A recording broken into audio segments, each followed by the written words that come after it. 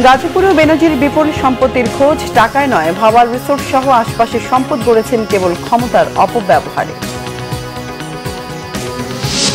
রিমালে স্থগিত হওয়া ১৯ উপজেলা নির্বাচন আগামীকাল, কেন্দ্রে কেন্দ্রে পৌঁছেছে সরঞ্জাম, সুষ্ঠু ভোটের আশ্বাস প্রশাসনের।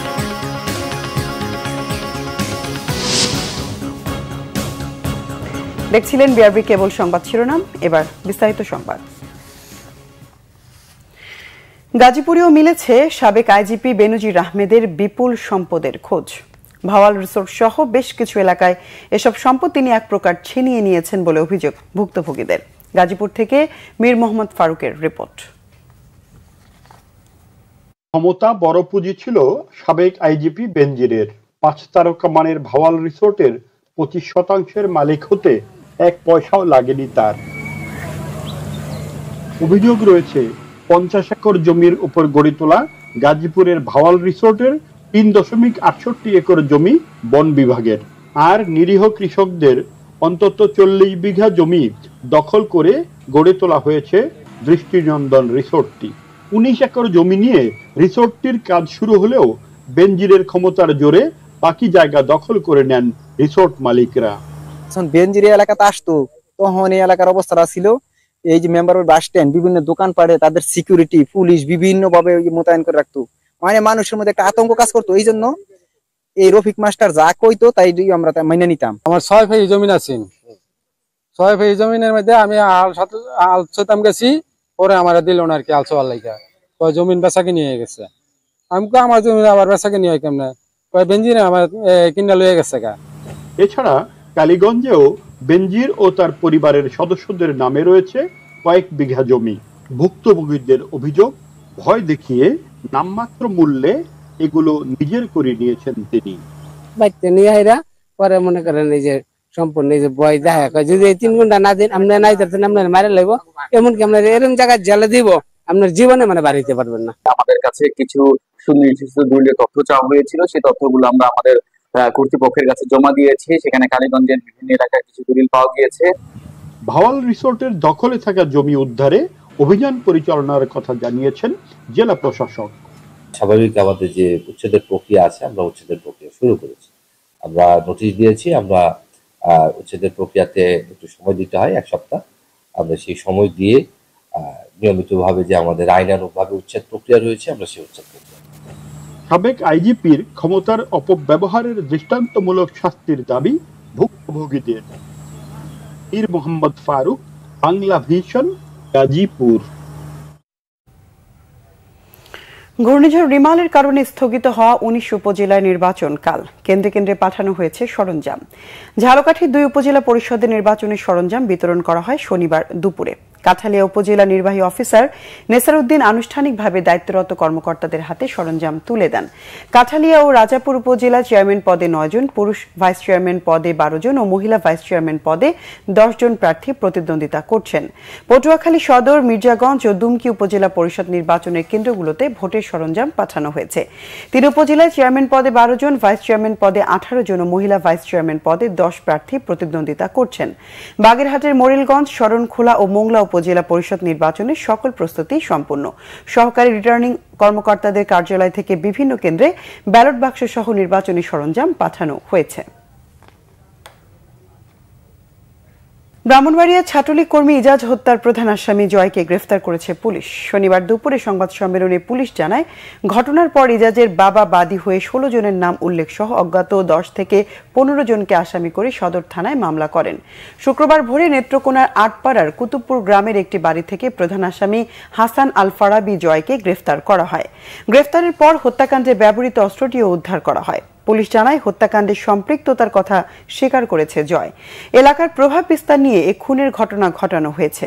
ব্রাহ্মণবাড়িয়ার সদর উপজেলা পরিষদ নির্বাচনে বিজয়ী প্রার্থীর আনন্দ মিছিলে প্রকাশ্যে গুলি করে হত্যা করা হয় ছাত্রলীগ কর্মী আশরাফুর রহমান ইজাজকে।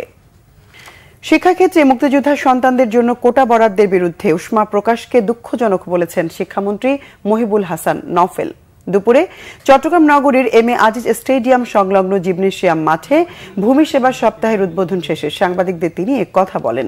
মন্ত্রী আরও বলেন, প্রধানমন্ত্রী শেখ হাসিনার নেতৃত্বে বর্তমান সরকার ডিজিটাল বাংলাদেশ গড়ে তুলেছে। এখন স্মার্ট ভূমি সেবা ব্যবস্থাপনা নিয়ে কাজ চলছে। ভূমি ব্যবস্থাপনা ডিজিটালাইজড করে জনগণের সেবা দেয়া হচ্ছে।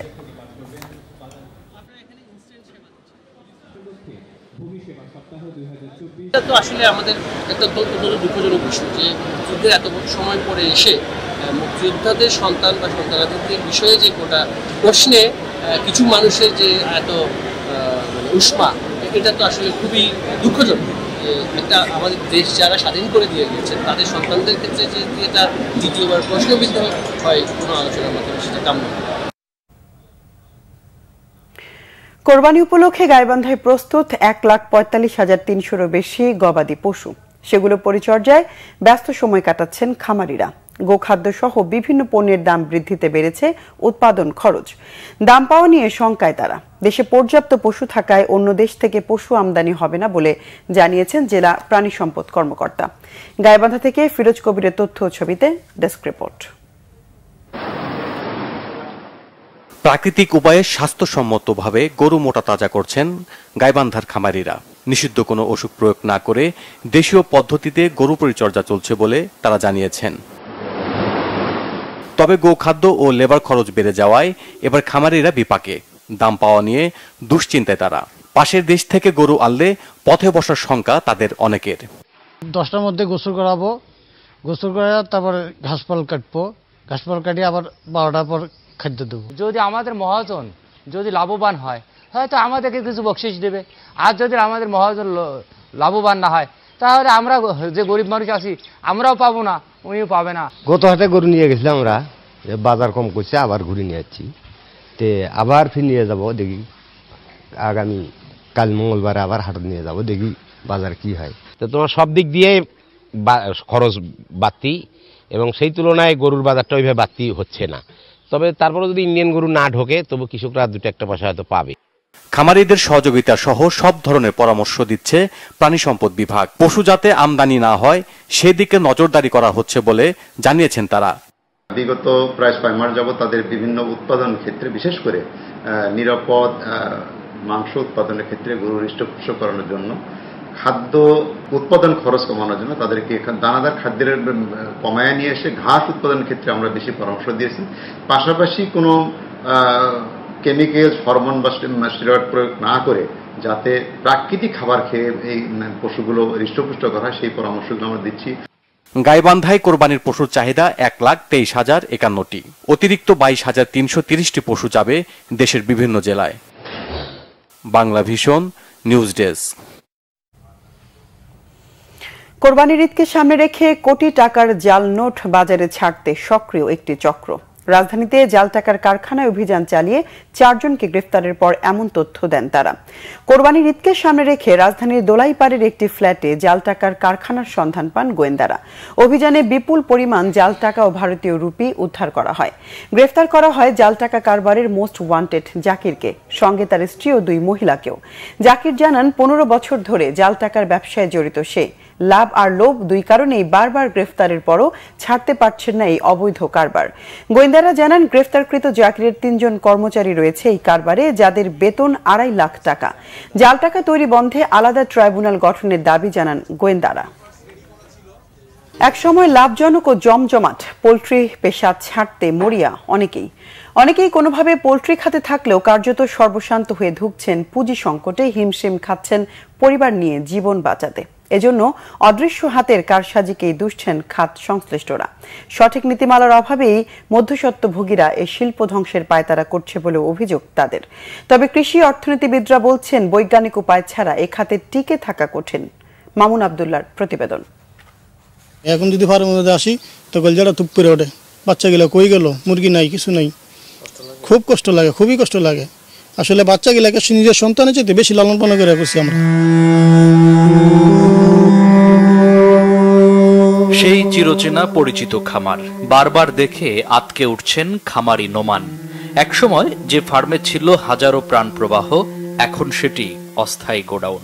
মন মেনে না নিলেও নিয়তির নির্মম বাস্তবতায় দাঁড়িয়ে এক সময়ের এলাকা সেরা পোল্ট্রি খামারি। এই ফার্মটা দিতে পারে আমার 3 লাখ টাকা খরচ হয়েছে। এই 3 লাখ টাকার সম্পদ আমার এখন পড়ে রয়েছে, পড়ে আস্তে আস্তে নষ্ট হয়ে যাচ্ছে, কিন্তু টাকার অভাবে আমরা এখন আবার ফার্ম করতে পারতেছি না। এদিকে চালান পুঁজি সবই হারিয়ে এখন অন্যের জমিতে দিনমজুরের কাজ করছেন 20 বছর পোল্ট্রি শিল্পে থাকা আরেক খামারি দেলোয়ার হোসেন। একসময় অভাব অনটন তাকে স্পর্শ না করলেও এখন তা নিত্যদিনের সঙ্গী। যে চালান পুঁজি লিয়ে নামছি, চালান পুঁজি সম্পূর্ণ শেষ হয়ে গেছে। এখন আমাদের সামনে তো ব্যবসা করবো, আমাদের ব্যবসা করার তেমন টাকা পয়সা নাই, মানে কি করবো, যার জন্য খামারি বন্ধ। তাদের মতো একই দশার দিকে যেতে হচ্ছে নারায়ণগঞ্জের সোনারগাঁও উপজেলার বেশিরভাগ খামারিকেই। বাংলাদেশ প্রান্তিক পোল্ট্রি শিল্প রক্ষা সংগঠনের তথ্য মতে দেশের ছোট বড় 60 লাখ পোল্ট্রি খামারের মধ্যে বিপাকে প্রায় 50 লাখ খামারি। এসবের জন্য সুষ্ঠু বাজার ব্যবস্থাপনার অভাবকে দুষছেন ব্রিডার্সের সভাপতি। খামারগুলো টিকলেই কিন্তু আমরা ভোক্তারা এটা পাবো, মুরগিও পাবো, ডিমও পাবো। আর যদি খামার না থাকে, ইন্ডাস্ট্রি যদি ধ্বংস হয়ে যায়, তাহলে আমরা কোথায় পাবো মুরগি, কোথায় পাবো ডিম? অনেক সময় বলে যে ইম্পোর্ট করে নিয়ে আসবো। আসলে এই জিনিস ইম্পোর্ট করে এনে এই 18 কোটি 20 কোটি মানুষকে এর নেসেসিটি এটা দেওয়া আসলে সম্ভব না। পোলট্রিতে একটা মিনিমাম এবং ম্যাক্সিমাম প্রাইস, এই দুইটা ঠিক করতে হবে। বাজার ব্যবস্থাপনায় যে অস্থিতিশীল অবস্থা, যেমন খামারের পরে যেই মধ্যস্বত্বী ভোগীরা আছে, এরা যেন অধিক মুনাফা করতে না পারে, এদের সিলিংটাও ঠিক করে দেওয়া দরকার। তবে ঝোঁকের বশে অতি মুনাফার আশায় নয়, বরং বৈজ্ঞানিক উপায়ে খামার পরিচালনা করার পরামর্শ কৃষি বিশেষজ্ঞদের। প্রথমত, যেহেতু একটি জীবন্ত প্রাণী, কাজেই তাকে স্বাস্থ্যসম্মতভাবে পালন করার সকল বৈজ্ঞানিক পদ্ধতিগুলোকে আমাদের মানতে হবে। বুঝে শুনে আসুন, সবার জন্য সব ব্যবসা না, এবং রাতারাতি আমি খুব লাভ করে এখান থেকে চলে যাব এমন ব্যবসা এটা না। সরকারের সর্বোচ্চ মহল নজর দিলে দেশের কর্মসংস্থানের বিশাল খাত পোল্ট্রি শিল্প এখনো রক্ষা করা সম্ভব বলে মনে করেন সংশ্লিষ্টরা। মামুন আব্দুল্লাহ, বাংলা ভিশন, ঢাকা। পূর্বশত্রুতার জেরে শরীয়তপুরের জাজিরার বিলাসপুর মুলাই ব্যাপারের কান্দিতে এক ইউপি মেম্বারের 6টি ঘরে আগুন দিয়েছে প্রতিপক্ষ। এতে ঘরগুলো পুড়ে ছাই হয়ে গেছে। ভুক্তভোগীদের অভিযোগ, সন্ত্রাসীদের ভয়ে আশপাশের লোকজন আগুন নেভাতে এগিয়ে আসেননি। শনিবার ভোর রাতে বিলাসপুর ইউপি মেম্বার জামাল খার বাড়িতে এই ঘটনা হয়। 1.5 ঘন্টার চেষ্টায় আগুন নিয়ন্ত্রণে আনে ফায়ার সার্ভিস। এই ঘটনায় পুলিশ 4 জনকে আটক করেছে। এলাকার অতিরিক্ত পুলিশ মোতায়েন করা হয়েছে। সম্প্রতি সজীব হত্যাকাণ্ড নিয়ে জামাল খানের সাথে স্থানীয় চেয়ারম্যান কুদ্দুস ব্যাপারীর বিরোধ চলছিল। চেয়ারম্যান কুদ্দুস ব্যাপারী তার লোকজন নিয়ে অগ্নিকাণ্ড ঘটিয়েছে বলে অভিযোগ ভুক্তভোগীদের। ভূমি সেবা সপ্তাহ উদ্বোধন হয়েছে দেশের বিভিন্ন জায়গায়। এ উপলক্ষে আলোচনা সভা ও শোভাযাত্রা হয়। স্মার্ট ভূমি সেবা জনগণের কাছে পৌঁছে দিতে রংপুরে জেলা প্রশাসকের কার্যালয়ে সেবা কার্যক্রমের উদ্বোধন করেন বিভাগীয় কমিশনার জাকির হোসেন। কুমিল্লায় শিল্পকলা একাডেমিতে অনুষ্ঠানে প্রধান অতিথি ছিলেন সংসদ সদস্য বীর মুক্তিযোদ্ধা আকম বাহাউদ্দিন বাহার। ভূমি সেবা সপ্তাহ চলবে 14 জুন পর্যন্ত।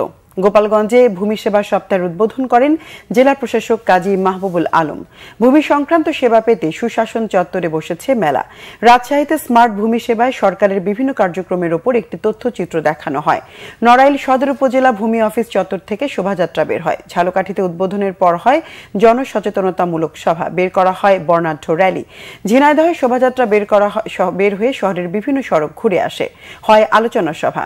কিশোরগঞ্জে জেলা প্রশাসকের কার্যালয়ের সামনে থেকে র্যালি বের করা হয়, পরে জেলা প্রশাসকের সম্মেলন কক্ষে আলোচনা সভা হয়। নরসিংদী সদর উপজেলা ভূমি অফিস প্রাঙ্গণে সেবা সপ্তাহের উদ্বোধন করেন জেলা প্রশাসক ডক্টর বদিউল আলম। সাতক্ষীরা শিল্পকলা একাডেমি মিলনায়তনে হয় আলোচনা সভা। সভা শেষে শিক্ষার্থীদের নিয়ে কুইজ প্রতিযোগিতায় বিজয়ীদের মাঝে পুরস্কার বিতরণ করা হয়। রাঙামাটি জেলা প্রশাসনের আয়োজনে ভূমি সেবা সপ্তাহের উদ্বোধন করেন জেলা প্রশাসক মোহাম্মদ মোশাররফ হোসেন খান। ভূমি সেবা সপ্তাহ পালন হয় জয়পুরহাটেও।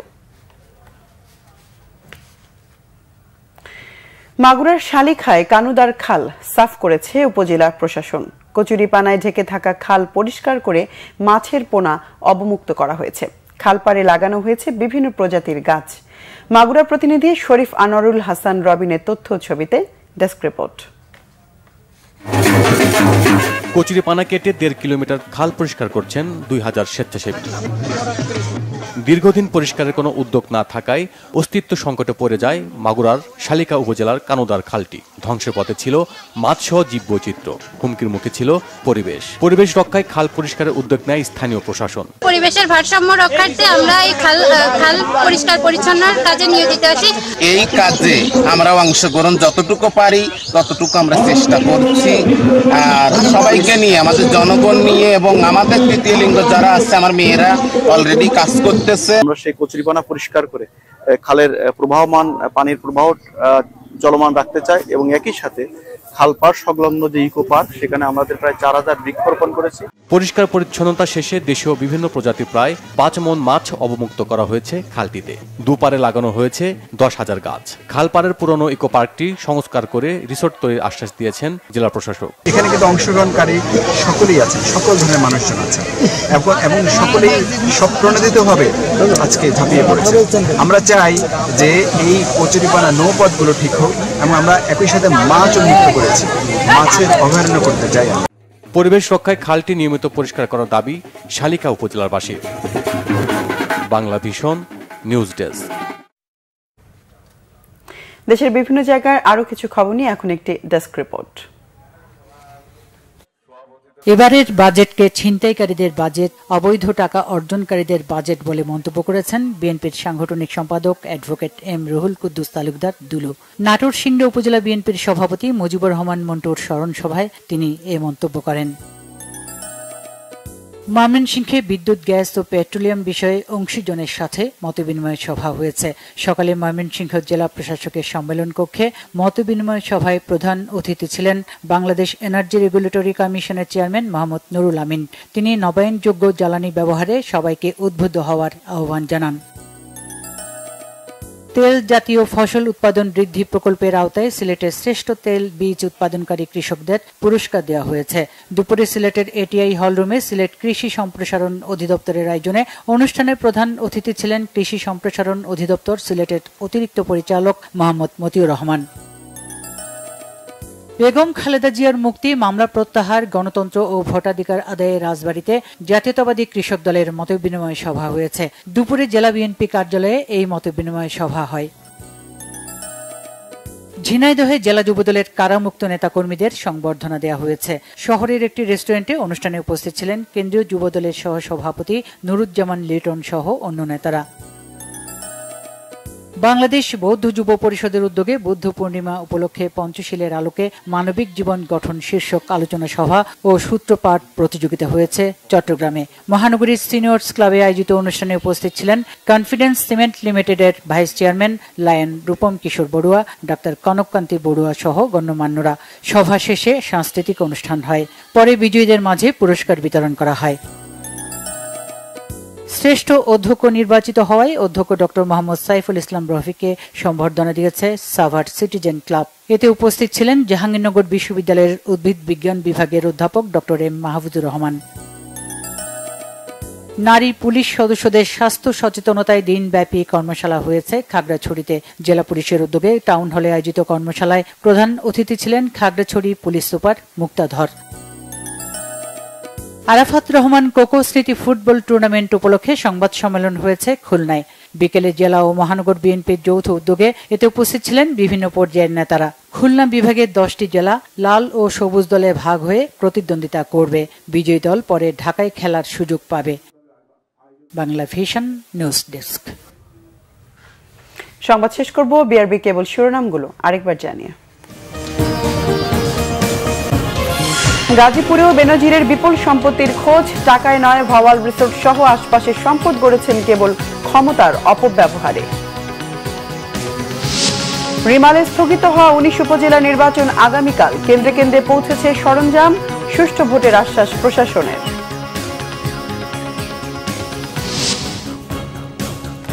দর্শক, এ ছিল এখনকার মতো। পরের সংবাদ সন্ধ্যা 7:30টায়। এছাড়া বাংলা ভিশন সংবাদ ও সংবাদ সংশ্লিষ্ট অনুষ্ঠান দেখতে ভিজিট করুন www.bvnews24.com ও facebook.com/banglavisionnews এবং সাবস্ক্রাইব করুন youtube.com/banglavisionnews।